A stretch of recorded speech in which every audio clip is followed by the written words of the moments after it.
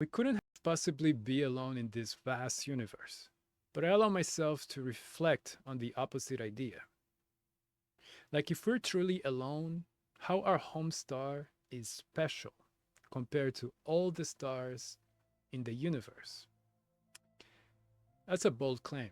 All the stars that we've observed, of course. And today I'd like to go over my thought process about the uniqueness that is our existence in this beautiful planet.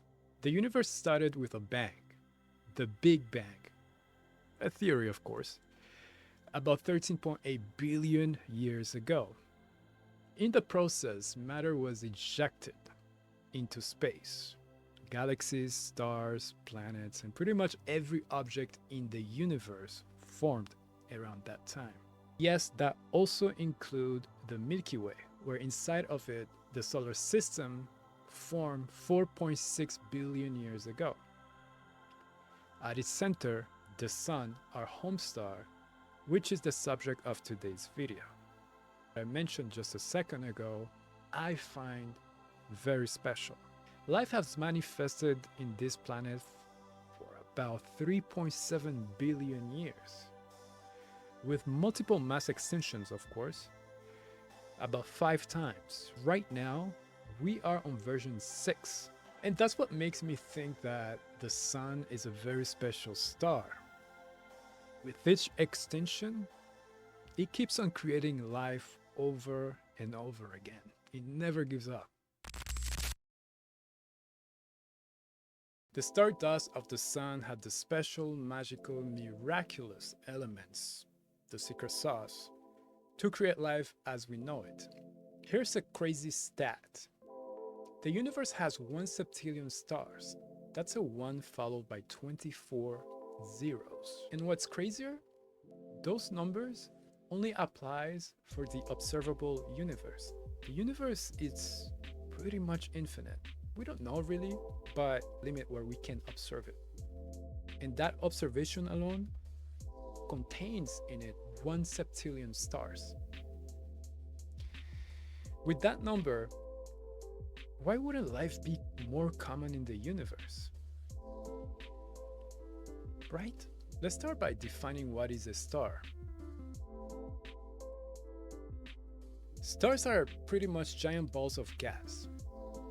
Okay? Mostly hydrogen with some helium and a small amount of other elements. The life cycle of a star ranges from millions to trillions of years.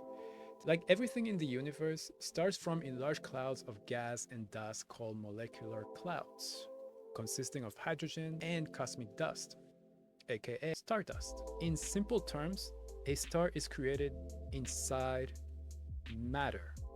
Lots and lots and lots and lots and lots of it. Molecular clouds are cold, which causes gas, hydrogen, to clump, creating high density pockets. Some of these clumps can collide and collect more matter, increasing their gravitational force. Eventually, gravity causes these clumps to collapse, causing friction and heating the material. The hot material then forms a protostar, or a baby star.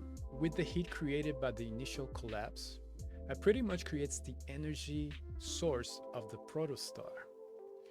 At the core of a star, after millions of years of pressure and heat, a process called nuclear fusion takes place, consisting of squeezing 2 nuclei of an atom to create a new element, mainly hydrogen atoms to form helium.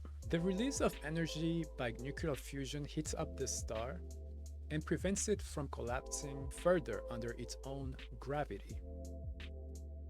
Pretty much a tug of war between nuclear fusion and gravity.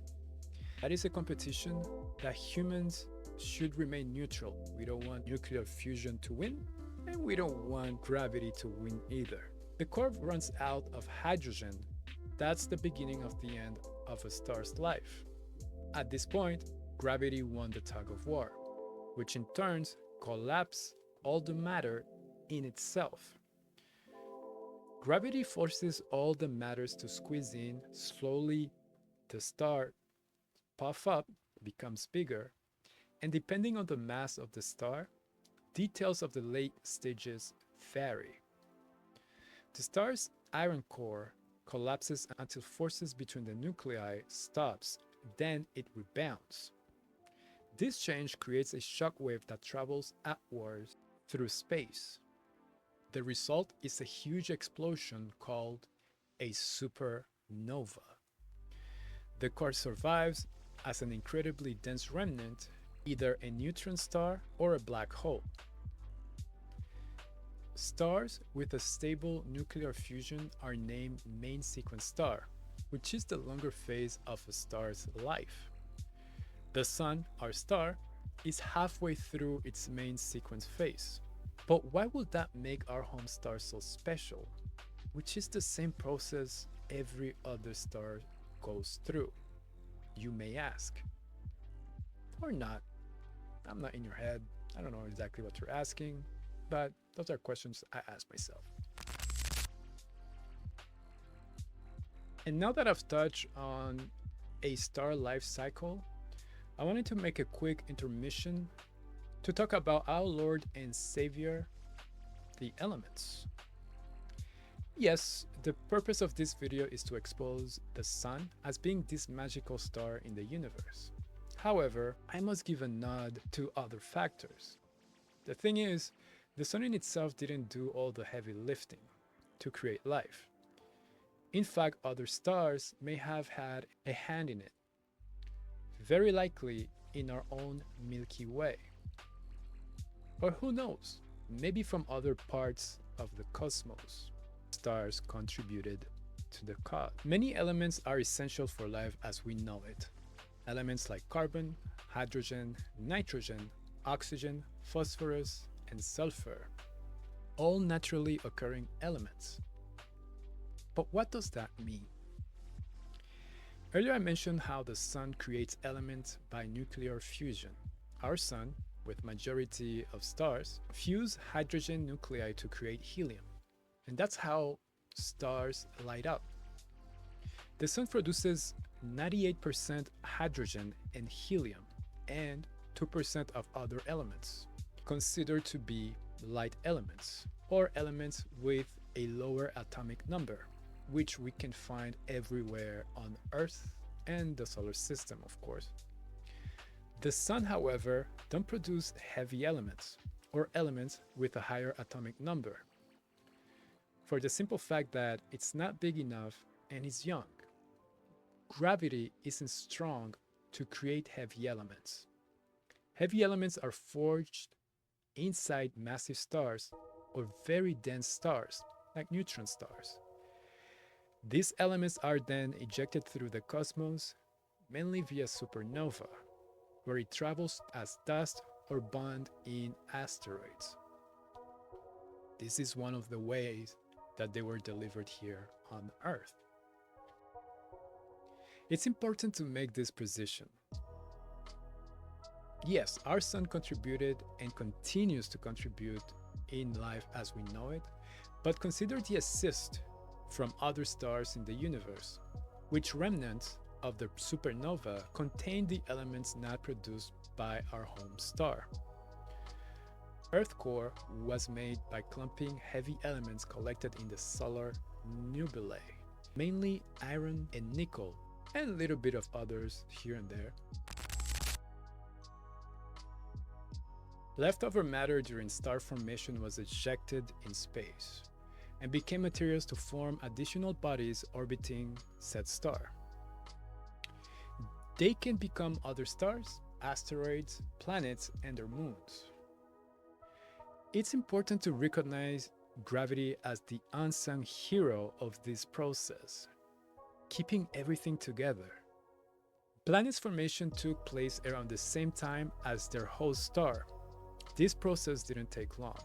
Relative to their existence, mere millions of years to form, and compared to their billions in existence. The cosmic dust around the star contains all the material to form planets. Gravity grouped the dust clumps, which in turn become pebbles. Pebbles become larger rocks. These are the building blocks of planets, sometimes called planetesimals. Planetary differentiation is responsible for the formation of planetary and lunar cores. That is a very difficult word for me to pronounce. Basically, elements like iron and nickel, heavy elements, sink to the center of the evolving planet, which then becomes the core of said planet. Planets formed around a star are referred to as a planetary system. In simple terms, one or more planets orbiting a star. It may also include dwarf planets, moons, meteors, and asteroids. One thing I wanted to mention, because I'm going to touch a bit about, is the big collision that happened with Earth. So in early days during Earth formation, a protoplanet called Theia collided with Earth, and Theia was destroyed. The remnants of Theia was pulled in by Earth gravity. The rest of the particles and debris then formed the moon. But the most notable thing that happened was the 23 degrees tilt on Earth's axis. This collision, in big part, contributes to Earth seasons. The hemisphere closer to the sun gets summer, while the furthest experience winter. Anything in the middle is just desert. Planets exist all over the universe, thanks to space observatories like the James Webb Space Telescope or the Hubble Space Telescope. Exoplanets get discovered on a regular basis. We've even detected planets in what's called a Goldilocks region of a planetary system, which simply means a planet is not too far from their star to be a cold planet and not too close to a star to be very hot. The region is just right and capable to sustain life as we know it. Where life is estimated to be 3/4 of Earth's existence, that's just a blink of an eye in the universe. And during that blink, life has existed in one form or another. All the elements to create life are abundant in the universe. Funny enough, even if you include man-made elements, because we have a few, they still reside in the universe. The only difference? That they only exist on planet Earth. Quick thought, and hear me out. Hypothetically, okay? What if we take one of those man-made elements, launch them to a nebula or a star nursery where stars are forming, and those stars eventually fuse those man-made elements together? What could happen? Earth is estimated to be 4.5 billion years old. Conditions to support life as we know it started 4.3 billion years ago. The oldest known fossil, 3.7 billion years. All that to say, evidence of life go as far back as early Earth formation, just a few million years after its formation. Life was cooked in a primordial soup, and the ingredient of the soup, a steady energy source. You can think of sunlight at the surface level or hydrothermal vents on the ocean floor. An organic compound, think of elements like carbon, hydrogen, oxygen, nitrogen, and phosphorus, many others. And last but not least, water, because who makes soup without water? Fossil evidence and scientific facts are used for the basis of life formation theories. However, what scientists debate is how these ingredients made it all the way to Earth. Extreme heat, lack of oxygen impede water or carbon to manifest organically during that period. There are many theories about how life emerged. All these theories are perfectly valid, backed with experiments, evidence, and beliefs, but none have a solid answer as to how life came to be. Life as we know it has manifested several times. followed by mass extinctions, about 5 times. I touched on that earlier. We are currently on life version 6, pending update, even though new species continue to be discovered to this day. So far, I'll talk about the genesis of our solar system. And keep in mind, I spare the formation of the universe, excluding galaxies, black holes, types of stars, and the hypothetical life cycle of said objects. I also excluded the other planets in the solar system. It's not about them, it's about Earth. So the other planets is going to be a different video. What I was trying to get to is that during the formation of our solar system, everything was able to happen thanks to the leftover remnants, dust, gas, and the energy produced by the sun. Life would look completely different without our home star, the sun. Temperatures for us to be able to regulate our bodies, photosynthesis to feed the plants, plants used as fuel and energy for animal consumption, animals consuming other animals. I'm an animal that consumes other animals too, just in case you're wondering. Everything you see, feel, touch are a result of atoms and energy expelled by our home star. Every matter in the universe is a product of stars in general, but every product here on Earth is mainly thanks to the sun. Earth is powered by solar energy. The sun delivers a steady 173,000 terawatts of energy. That's nearly 10,000 times more than what the world currently uses. This energy drives our weather, ocean current, photosynthesis, and other life-growing processes. Thanks to our technology, we are able to harness some of the sun's energy as renewable or green energy. Other sources of energy can be traced back to the sun, like crude oil, natural gases, and coal. Energy sources other than the sun are scarce. There's not much of it. A few examples: Earth's core, nuclear energy, tide movement, wind. But even with those that are not directly or indirectly produced by the sun, exist thanks to the sun. It's like saying we are humans and we create technology, right?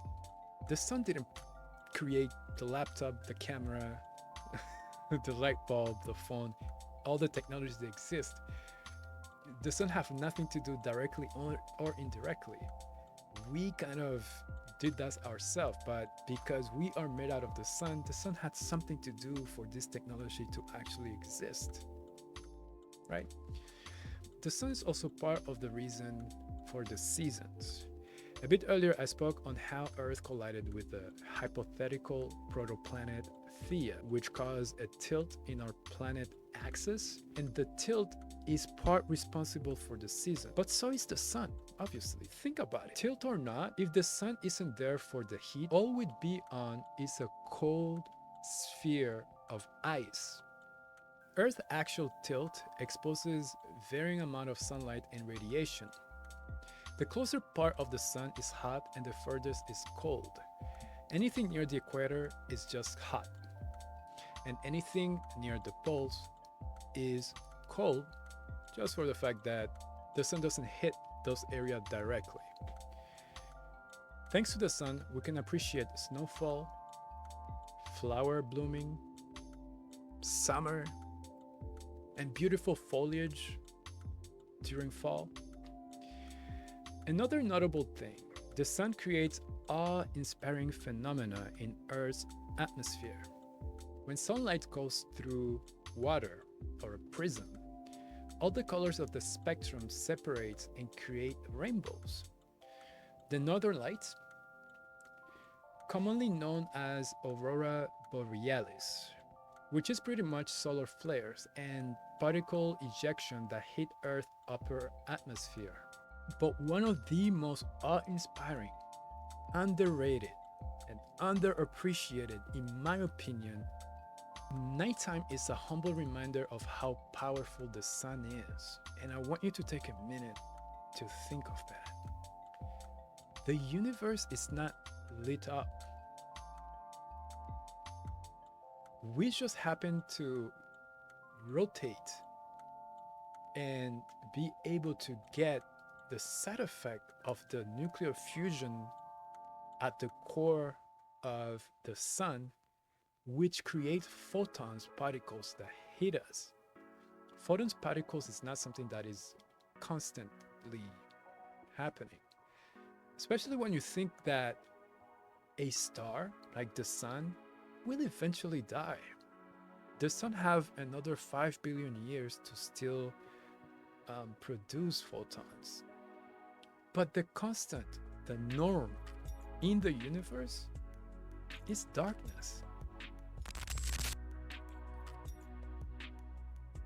So, what I want you to take away from all my rambling is that we are all stardust.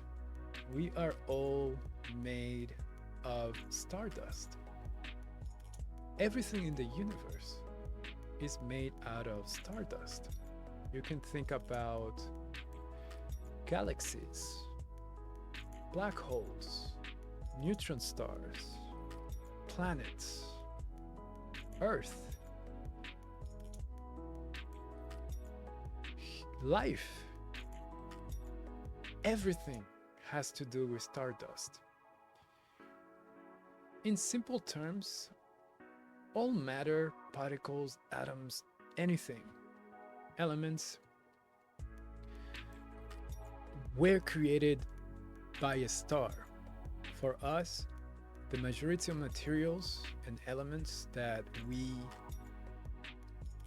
are able to enjoy was made thanks to the core of the sun. The sun is not only there for light and heat and energy. The sun is way bigger than that. Even though those things are very important to maintain life as we know it and continue,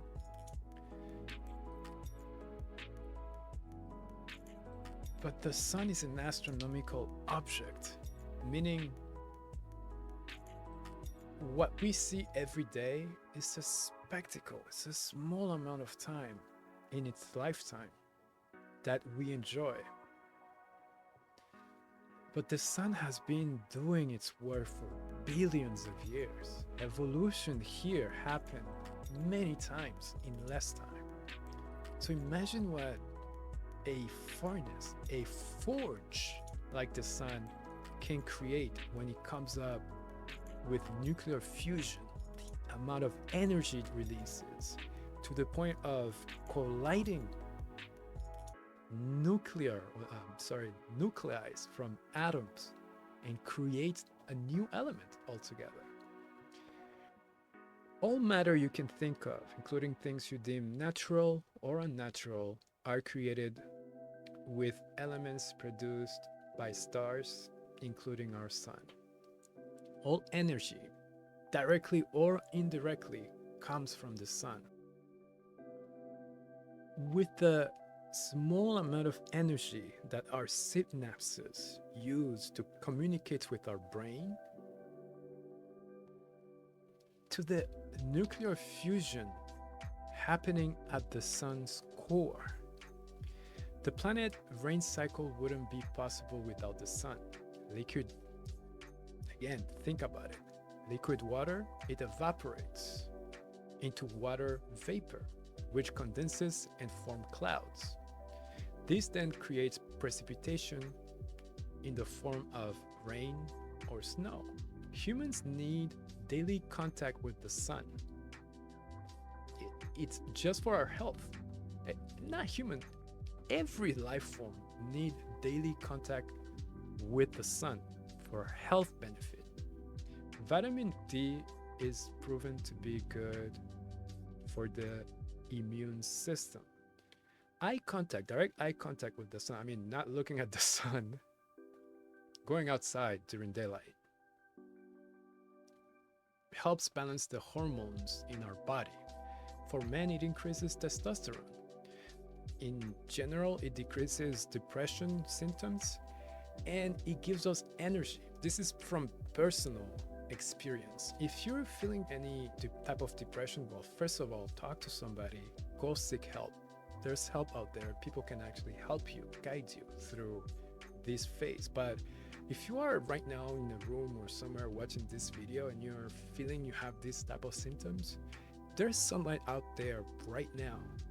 Or if it's nighttime and you're still feeling like that in the next day and there's sun out there, go outside, spend 15 minutes, let the sun hit your skin. If you're in a cold place where I am right now, just go outside to look outside for the sunlight to hit your eyes. It will change your mood. Well, for me, it did change my mood. It gave me more energy and definitely decreased my depression. I was able to want to do more things and looking forward to more things. I wasn't in a dark place, but it was very, very helpful. As far as we know, it seems that only our star was able to cook up the primordial soup to create life as we know it here on this planet Earth. Our solar system have existed a quarter the life of the universe, and it's a small piece of the vast universe as well. We're just a tiny, insignificant quantity, let's call it, compared to the vast universe. Remember, there are 1 septillion stars. That's 1 septillion suns. And our sun is a very, very, very small one. There are suns that are a million times the size of our own.